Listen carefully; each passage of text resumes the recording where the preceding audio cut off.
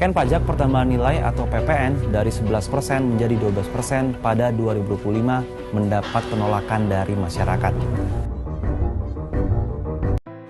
Assalamualaikum warahmatullahi wabarakatuh. Good morning, ladies and gentlemen.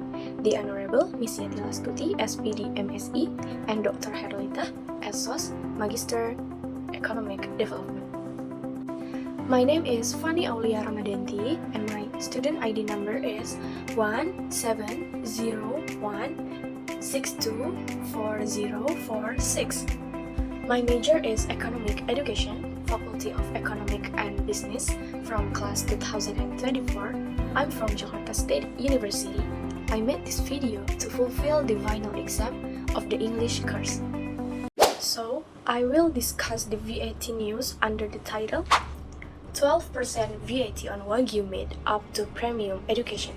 What is the impact of the value-added tax increase? Recently, Indonesians have been unsettled by the news of an increase in value-added tax or VAT, causing reactions from the public such as conducting demonstrations, creating online petitions, and raising hashtags on the X app to protest against it. So, the government announced that it will implement a 12% value-added tax starting in 2025. The government will apply this new tax to goods and services that they consider luxurious and premium.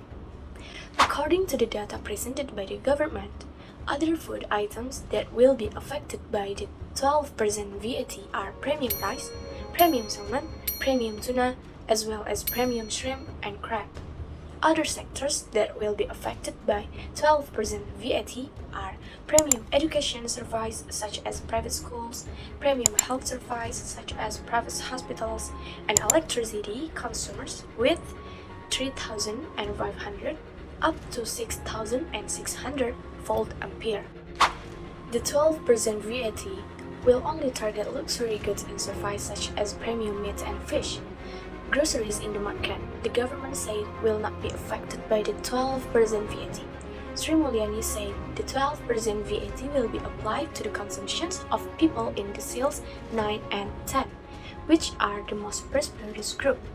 Deciles are categorizations of community groups based on the integrated social welfare data.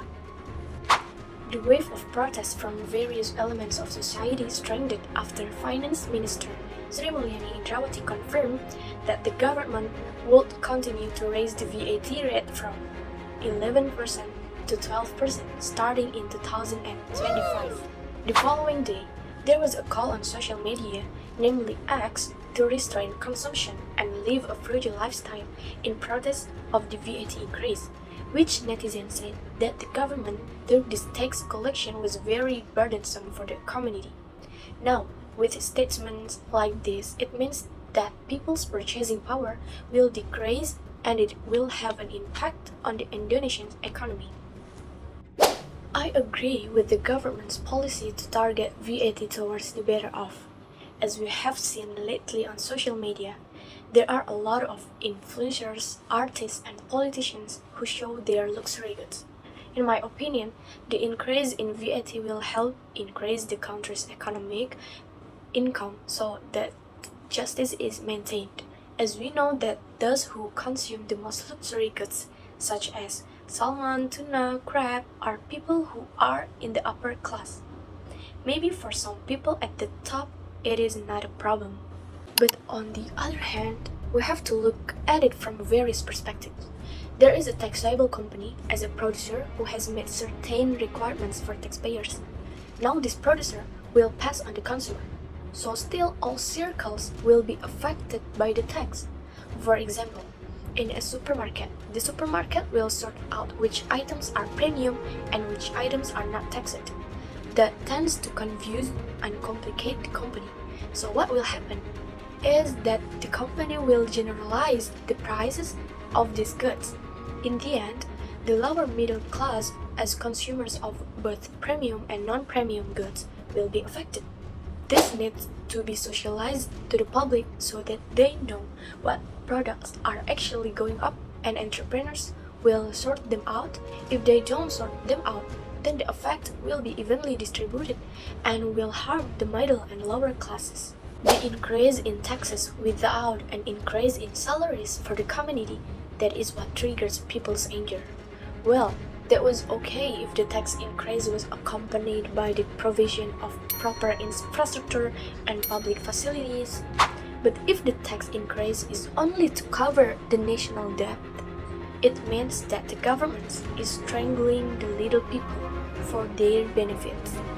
The 12% increase in VAT is related to the material I learned in the first semester of the Introduction to Macroeconomics course, where the 12% increase in VAT is expected to trigger an increase in inflation. This increase has the potential to decrease people's purchasing power, especially the middle to lower class. Of course, VAT will increase prices and that will trigger inflation. So the government thinks the increase is not too high. In a sense, inflation will increase according to the increase in VAT. Suppose VAT increased by 1%, then inflation will also increase by approximately 1%. The definition of inflation itself is an increase in the average price of goods in general. I hope that the government will use its power more wisely in the midst of this difficult economy so that not many people feel aggrieved.